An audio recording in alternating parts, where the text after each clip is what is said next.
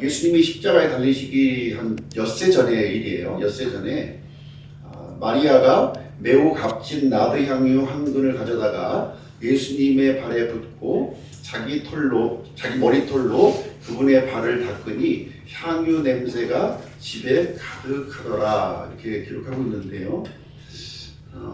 이 모습을 보고 예수님의 이 제자들, 가룟 유다를 포함해서 제자들은 왜 이렇게 귀한 향유를 허비하는가 하는 거예요. 버리는 것으로 생각을 한 거죠. 버리는 것으로. 그러나 예수님께서는 다른 말씀을 하셨어요. 복음이 선포되는 곳에 이 마리아를 기념하도록 하라, 이렇게 말씀을 해주셨습니다. 그래서 지금 이제 마리아의 를 칭찬하고 있는 거죠. 예수님께서 칭찬하고 있는 장면이 나와 있습니다. 나드 향유 한 근인데요. 나드 향유 한 근이 300데나리온이라고 부르고 있어요. 300데나리온. 이것은 이제 1년치 연봉에 해당되는 금액입니다. 그래서 이제 여인이 이제 오늘날로 얘기하면 혼수품을 이제 준비를 한 건데, 그것을 예수님 발 앞에 다 이제 부은 거예요. 그래서 예수님은 이 마리아의 그 행동을 보시고 나의 장사를, 이제 엿새 오면 이제 십자가에 달리시는데요. 장사를 지금 이제 위해서 예비를 했다, 이렇게 이제 말씀을 하고 있습니다. 그래서 우리가 이제 이 재물에 대한 태도를 통해서 우리 믿음, 내 속에 있는 이 믿음을 이렇게 반영한다는 거예요. 믿음은 잘 안 보이죠. 어떤 믿음을 갖고 있는지. 그러나 그 사람이 재물에 대한 태도를 어떻게 갖고 있느냐. 그럼 하나님은 많이 드려야 좋으신 건가? 그렇지 않다는 거예요. 그래서 이 마리아의 경우는요, 많이 드리려고 했던 것이 아니라 자기 있는 것을 전부 드려도 아깝지가 않다는 마음을 가진 거예요. 예수님께서 자신에게 베풀어 주신 은혜를 생각할 때 전혀 아무리 많이 드려도 그것이 아깝다는 생각이 들지 않은 것이죠. 그런 태도가 중요한 겁니다. 이 이름, 여기 보시면 이제 이름이죠. 이름, 좋은 이름이라고 했어요. 좋은 이름. 좋은 이름은 과연 무슨 이름을 얘기하는 것인가? 좋은 이름은 하나님께 기억되는 이름이에요. 하나님께 인정받는 이름. 그래서 우리가 모두 하나님께 인정받는 이름이 되기를 원합니다. 가장 뛰어난 이름은 단연코 예수 그리스도시죠. 예수 그리스도십니다. 그래서 주 예수 그리스도는 주들의 주시요, 예수 구원자시고요, 그리스도 하나님의 아들이라고 한 뜻을 가지고 있습니다. 그래서 예수님께서 이 땅에서 살아갔던 삶을 보면은 아버지 하나님의 뜻에 전적으로 순종하는 삶을 살았고요. 우리 믿는 사람들도 그런 삶을 살 때 뛰어난 이름을 우리에게 얘기해 주신다고 말씀하고 있는 것입니다. 두 번째 나음을 한번 보시면 태어난 날보다 죽는 날이 더 낫다는 거예요. 아니, 태어난 날이 좋지 죽는 날이 어떻게 좋을 수 있겠는가. 그래서 우리가 어린아이가 태어나면 기뻐하고요. 또 생일잔치도 많이 이렇게 하는데 성경은 반대로 얘기하고 있습니다. 욥기 5장 7절에 보시면 사람은 고생하려고 태어났다, 이렇게 하고 있어요. 고생을 위해서 태어난 거예요. 그래서 사람이 출생하는 순간 고생길이 열린 겁니다. 고생길이. 그래서 우리가 우리 인생을 살면서 이렇게 힘들고 어렵고 막막하고 이런 상황을 겪었을 때, 이 해 아래서의 이 삶은 이렇게 거주할 곳이 아니구나. 내가 마음 편하게 거주할 곳이 아니구나 하는 사실을 우리가 깨달아야 된다고 하는 것이죠. 모든 사람은 반드시 다 죽습니다. 같은 방향으로 가고 있는 거예요. 같은 방향으로 생로병사의 과정을 우리가 이제 겪어가고 있습니다. 그래서 이런 모습이죠. 어느 틈엔가 참 계속 젊을 것만 같았는데 그렇지가 않다는 거죠. 나이가 들어가고 이렇게 인생의 과정을 우리가 이제 겪어가게 됩니다. 누군가에게 우리가 도움을 받으면서 살아가야 되는 것이죠. 출생 직후 사람의 모습, 어린아이의 모습을 보게 되면 어떤 모습인가요? 예. 눈을 감고 두 주먹을 불끈 쥐고 악을 쓰면서 태어나죠. 악을 쓰면서. 예, 악을 쓰면서 태어나고 뭔가 이제 움켜쥐려고 하는 마음을 그 강렬한 집착, 생에 대한 집착을 가지고 출생을 하게 됩니다.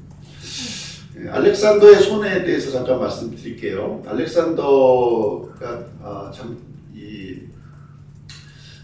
주전 356년에 출생했던 사람입니다. 예, 주전 336년 20세, 만 20세에 마케도니아 이제 왕이 되었고요. 아버지의 왕위를 이어받은 거죠. 아버지 필립. 그리고 2년 뒤에, 왕이 된 2년 뒤에 페르시아 원정을 감행합니다. 그리고 왕이 된 지 10년 뒤에 지금의 인도까지 점령을 해요. 점령해서 알렉산드리아, 자신의 이름을 이렇게 붙인 도시를 점령하는 국가마다 70개의 도시를 세웁니다. 알렉산드리아라고 하는 도시가 70군데가 있었고요. 그래서 아프리카, 아시아, 유럽에 이르는 대제국을 이루었던 사람, 만 30세. 언제 죽었죠? 30세 죽었어요. 불행하게도.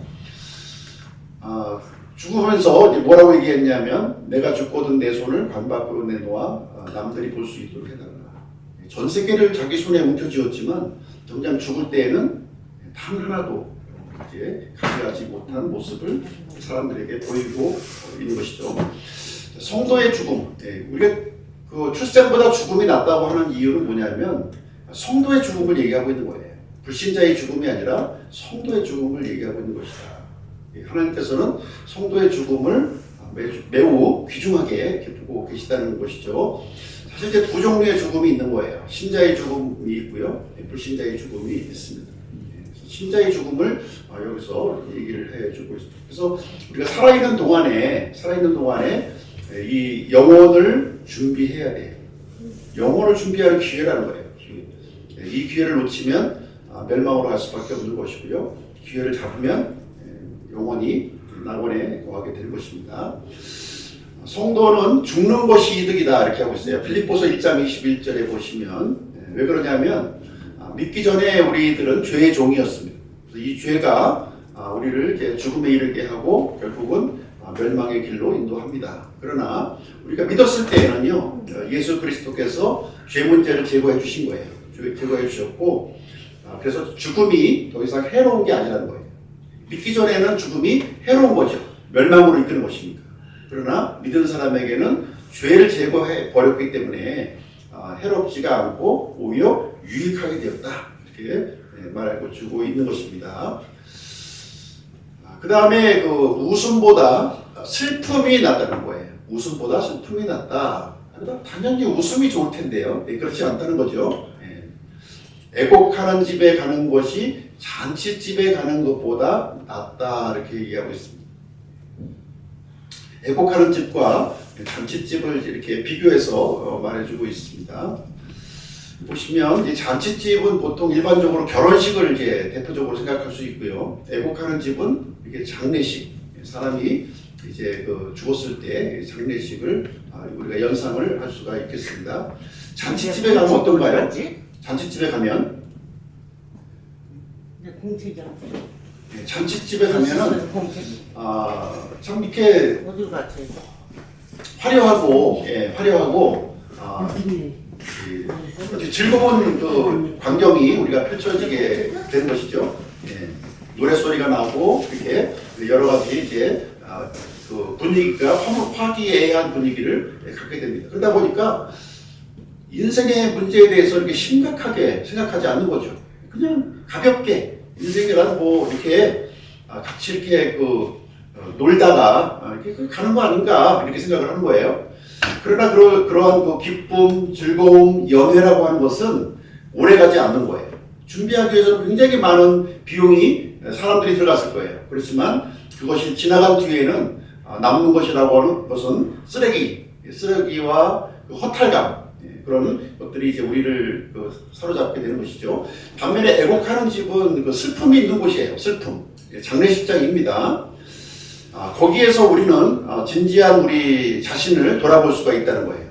모든 사람들은 이렇게 빈부귀촌을 막론하고 이렇게 한 곳으로 이렇게 다 돌아가고 있구나 하는 것을 얘기하면서 인생의 마지막을 생각해보는 그런 시간을 갖게 됩니다. 죽음이 있다고 하는 거는요, 죽음이 있다고 하는 거는 생명이 있음을 반증하는 거예요. 그림자가 있으면요, 실체가 있는 것이고요. 또 슬픔이 있으면 기쁨이 있고, 이렇게 서로 이렇게 우리의 삶이라고 하는 것은 서로 이렇게 비춰보는 모습으로 이렇게 진행이 되고 있습니다. 그래서 우리 인생을 살아갈 때에 우리 지혜로운 사람은 이렇게 연회를 베푸는 이런 잔치집보다는 이렇게 슬픔을 이렇게 갖고 있는 애곡하는 집에 이렇게 마음을 두어야 될 것을 얘기해주고 있습니다. 영생은 어디에 있는가? 영생. 영원한 생명을 얻기를 다 원하죠. 예수님께서 나는 부활이요 생명이다 이렇게 얘기를 하고 있어요. 그래서 이 영생은 아주 가까운 곳에 있습니다. 멀리서 찾으면 실패하는 거예요. 성경 기록은요, 우리에게 뭐라고 얘기하고 있냐면, 이 영원한 생명이 우리 입에 있고 마음에 달려있다 이렇게 얘기하고 있습니다. 입으로 시인하고 마음으로 믿으면 우리 영원한 생명을 얻을 수 있는 것입니다. 그래서 로마서 10장 18절 보시면 이렇게 기록되어 있어요. 그것이 무엇라고 말하느냐? 말씀이 내게 가까이 있어 내 입에 있고 내 마음에 있느니라 하나니 곧 우리가 선포하는 믿음의 말씀이라 이렇게 하고 있습니다. 사실 이 믿음의 말씀이요, 나도 모르는 새에, 의식하지도 않은 새에 내 입 가까이 있고요, 마음 가까이 있는 거예요. 우리가 원하기만 하면 그것을 우리가 취할 수 있다고 하나님께서 우리에게 말씀을 해주고 있습니다. 굉장히 간단한 거예요. 간단한 건데 이것을 이제 받아들이지 못하는데 우리 쪽에 문제가 있는 거죠. 사람에게. 여인에게서 태어난, 욥기에 보면 여인에게서 태어난 이 사람들은 예외 없이 이 고난 중에 살아간다 이렇게 하고 있어요. 여인 중에 태어났다면 이제 하나님에게서 다시 태어나면 되는 거예요. 하나님에게서. 그렇죠? 인생의 반전이 우리가 일어나는 것이고요. 예수님께서 하나님의 아들 그리스도이심을 믿으면 되는 거예요. 요한일서 5장 1절에 나와 있고요. 그리고 예수님을 개인의 구주, 어떤 공동체의 구주가 아니라, 인류의 구주가 아니라 나의 구주로 이렇게 받아들이면 된다는 것입니다. 슬픔이 웃음보다 낫다. 슬픔이 웃음보다 낫다. 이는 설명해주고 있네요. 왜냐하면 얼굴의 슬픔으로 인해 마음이 더 나아지기 때문이다. 이렇게 하고 있습니다. 슬픔과 웃음을 좀 이제 비교해주고 있는 거예요. 왜 슬픔이 더 낫냐 하는 것을 우리가 설명을 해주고 있습니다. 이 슬픔이라고 하는 것은 인간의 이제 2절 말씀을 받는 이제 내용이죠. 인간의 유한함, 죽을 수밖에 없는 이런 상황에서의 느끼는 이런 감정을 이제 설명해주고 있는 것이고요. 웃음이라고 하는 것은 그냥 죽음과 상관없이, 하나님과 상관없이 감각적인 즐거움을 추구하는 것을 얘기해주고 있습니다. 웃음 가운데 거할 때는 우리가 깔깔거리고 웃고 즐기고 영을 즐기는 그런 상황에서는 하나님께서 원하시는 방향으로 우리 마음이 나아지지 않는다는 거예요. 불행하게도. 이렇게 인생의 유한함을 생각하고 이게 슬픔을 생각하는 가운데, 이런 고난을 생각하는 가운데에서 하나님께서 원하시는 방향으로 우리 마음이 전환된다는 게, 이게 나아진다는 거예요. 이게 나아지는 거예요. 하나님이 보실 때 나아지는 것을 얘기해주고 있습니다. 지혜로운 자들의 마음은 애곡하는 집에 있으나 어리석은 자의 마음은 희락하는 집에 있느니라. 그래서 지혜로운 자와 그 어리석은 자의 마음의 이 특징을 단편적으로 설명해주고 있는 거예요. 지혜로운 자의 마음은 이렇게 신중한 겁니다. 이 삶을 무겁게 받아들이고 있는 거예요. 무겁게, 신중하게 받아들이고 있는 것이고요. 어리석은 자의 마음은 그냥 대수롭지 않게 이렇게 가고 있는 것입니다. 어리석은 자와 지혜로운 자도 이렇게 구별을 해보시면, 어리석은 자는 육신의 즐거움을 구하죠. 쾌락에 관심이 많고요. 없어져 버릴 이런 것에 집착이 있고 경박합니다. 반면에 지혜로운 자는 영적인 일에 진지하고 죽음을 대비하고 진짜 영원히 남는 것이 뭐냐, 진짜 남는 거, 그것에 이렇게 그 집착을 하게 되는 모습을 보인다는 것입니다. 자, 노래보다 책망이 더 낫다는 책망. 책망받는 거 좋아하는 사람 없죠. 책망받는 거 좋아하는 사람 아무도 없어요. 그렇죠? 예. 지혜로운 자의 꾸지람을 듣는 것이 어리석은 자의 노래를 듣는 것보다 사람에게 나으니라. 지혜로운 자의 책망이다 이렇게 얘기하고 있는데요. 이것은 무엇을 얘기하고 있냐면 좀 듣기 싫은 말이에요. 듣기 싫은 말. 듣기 싫은 말. 의와 절제와 심판에 관련된 그런 내용으로 보시면 되겠습니다. 책망을 싫어하면 짐승과 같다는, 책망을 싫어하면, 그러나 이 책망을 듣고 우리가 돌이키면 하나님의 영이 내 마음속에 임하게 되고요, 생명의 역사가 거기서 일어난다는 것입니다. 그래서 이 책망은 말씀으로부터 오는 책망이에요. 이 책망하면서 그냥 개별적인 책망을 하시는 사람이 있어요. 내가 기분 나쁘니까 똑바로 해! 뭐 이런 식으로 하는 건데, 그런 책망을 얘기하고 있는 것이 아니라 말씀에 입각한 책망을 얘기하는 거예요. 예. 어떤 개인적인 기준을 가지고 얘기하는 것이 아니고요, 하나님의 말씀의 기준에서 어긋난 부분에 대해서는 어긋났다, 또 옳은 것은 옳다 이렇게 얘기해 주는 것이 책망을 이렇게 말해주고 있는 것입니다. 디모데후서 4장 2절에 보면 말씀을 선포하라. 그래서 말씀을 선포하라고 그랬는 거예요. 이렇게 목회자는 교회에서 선포하는 것이고요, 부모님은 집에서, 가정에서 말씀을 선포하는 거죠. 누구에게? 자녀들에게 선포를 하는 겁니다. 말씀 선포에 세 가지 기능이 나와 있네요. 디모데후서 4장 2절, 책망, 꾸짖고, 권면하고 이렇게 돼 있는데요.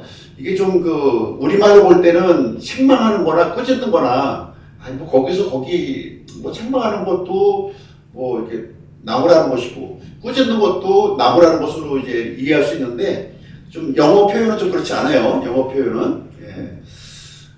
이 책망, 리프로브라고 하는 이 단어는요, 좀 이렇게 경고, 내 주의를 얘기하는 거예요. 그러면 안 돼. 좀 약간 완곡한 표현이죠. 그냥 이렇게 그러지 마. 이렇게 하는 주의하라는 표현이고요. 꾸짖는다는 것은 주의보다는 강도가 좀 센 거예요. 그래서 리비우크라는 표현을 쓰고 있는데요. 실수를 했어요. 주의를 줬음에도 불구하고 실수를 한 거예요. 그러면 거기에 대해서 이렇게 잘못된 부분을 이렇게 비난하는 강도가 좀 센 부분을 얘기하고 있는 것입니다. 말씀 선포가 이렇게 단계가 있다는 거예요. 그것만 있는 것이 아니라 권면이 있죠. exhort라고 되어 있잖아요. 그래서 이 특정한 행동으로 할 수 있도록 하나님께서 원하시는 그 방향으로 나아갈 수 있도록 이렇게 권장하고 격려하는 것, 이것이 이제 권면의 이제 내용이 되겠습니다. 그래서 말씀 선포 이런 내용을 가지고 이렇게 한다는 것이에요. 자, 어리석은 자의 노래를 어떻게 표현하고 있냐면 이런 식으로 표현하고 있네요. 가시나무가 솥 밑에서 우지직 소리를 내는 것처럼 어리석은 자의 웃음도 그러하니 이것도 헛되니라 이렇게 하고 있습니다. 가시나무는 불에 탈 때 소리가 요란한 거예요. 빠치직 하면서 막 소리가 막 이렇게 나는데 근데 이제 화력이 오래 가지 않는다는 거죠. 후룩 타버리고서 만다는 거예요. 그래서 지속성이 이제 없음을 이제 얘기해주고 있습니다. 이게 웃음이나 영흥이나 이런 것들은 오래 가지 않는다는 거예요. 순간적으로 이렇게 감각적인 즐거움만을 우리에게 줄 뿐이고, 그 잠깐의 시간이 지나가면 또 허탈감과 쓸쓸함이 그 자리를 잡게 되고요. 그것은 진정한 기쁨이 아니라는 거죠. 진정한 기쁨을 얘기하는 것이 아닙니다. 자, 그 다음에 이제 지혜로운 자에 대해서도 좀 경고를 해주고 있는데요. 7절 말씀을 보시게 되면, 참으로 압제는 지혜로운 자를 미치게 하며 뇌물은 마음을 파멸시키느니라. 그래서 이제 이런 구절을 읽으면 사실 이제 좀 내용이 마음속에 확 안 와닿죠. 그래서 솔로몬은 이제 예수님이 오시기 1000년 전에 이제 기록이 됐잖아요. 그 당시 글로. 그래서 이제 지금 3,000년이 지난 지금 상황에서는 이 내용을 이제 우리가 이해하려면 이제 올바르게 좀 이해하는 데는 좀 많은 노력이 좀 필요한 거죠. 그래서 이런 성경 교사가 그래서 필요한 겁니다. 근데 성경 교사도 이런 부분은 좀 명확하게 정답을 얘기할 수는 없어요. 이럴 것이다 하고 이제 설명을 해주고 있는 것이죠. 저는 이제 지혜로운 자의 경고로 이제 보고 있습니다. 여기서 압제와 뇌물인데요. 압제와 뇌물. 지혜로운 자들도 이 두 가지 그 요건으로 인해서 이렇게 그 타락하거나 이렇게 그 의기소침해 줄 수 있다는 거예요. 예, 그렇죠? 예, 그래서 이 압제라고 하는 거는 이제 그 외부적인 압력이거든요. 이게 확 쥐어 짜는 거예요. 쥐어 짜는 이 압력. 이제 이 지혜로운 아무리 믿는 사람이라도 외부적인 압력이 이렇게 강하게 나게 그 밀어닥치면 위축이 될 수밖에 없다. 이것을 얘기해주고 있는 겁니다. 그리고 이제 뇌물이 있죠. 뇌물은 이제 이 번영의 시기를 얘기하고 있는 거예요. 뇌물.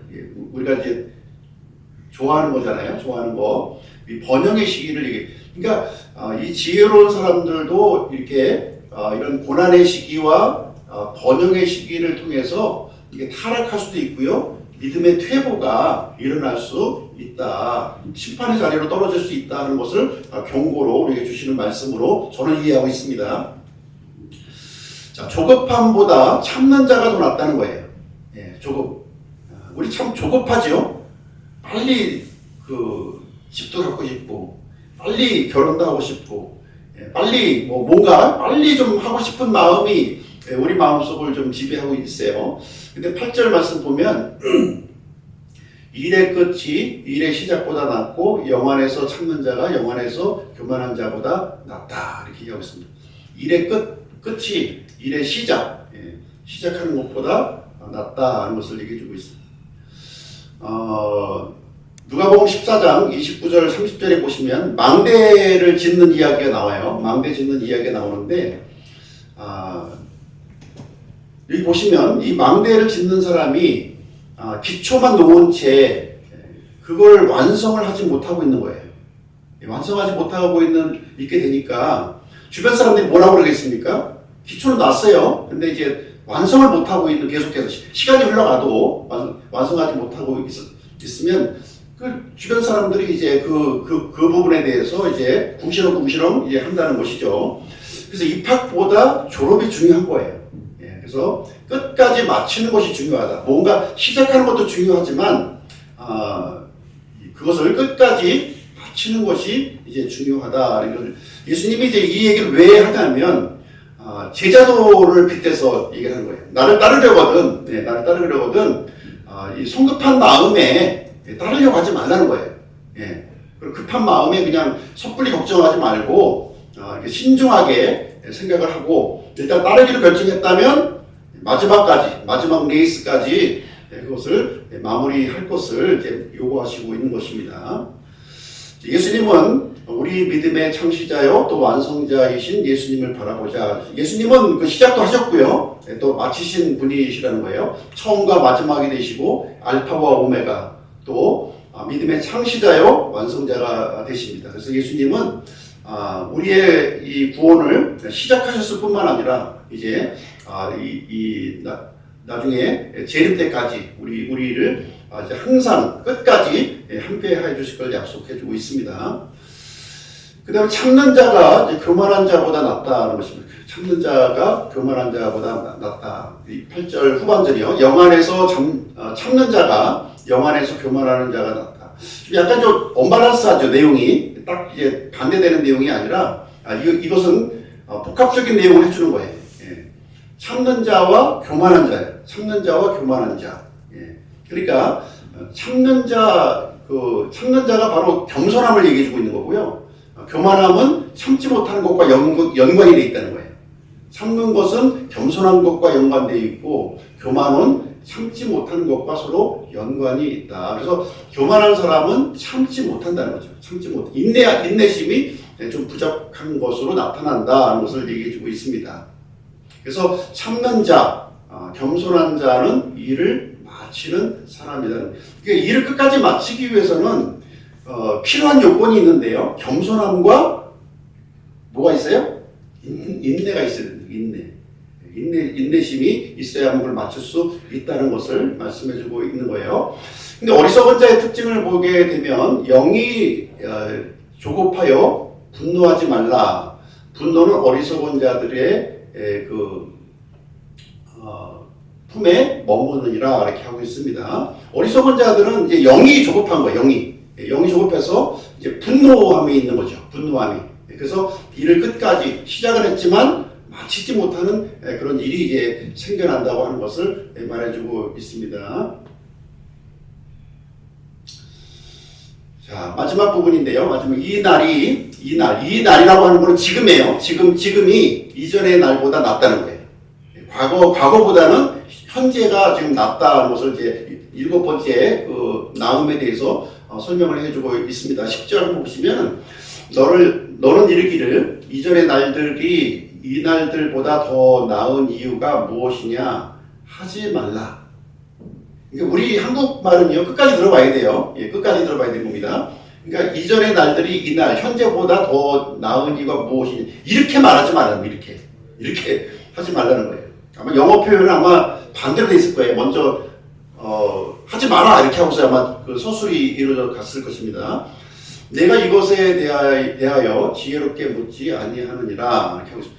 자, 이전의 날들과 지금 현재의 지금 날들이 있어요. 근데 지혜로운 사람은 어떻게 생각한다고요?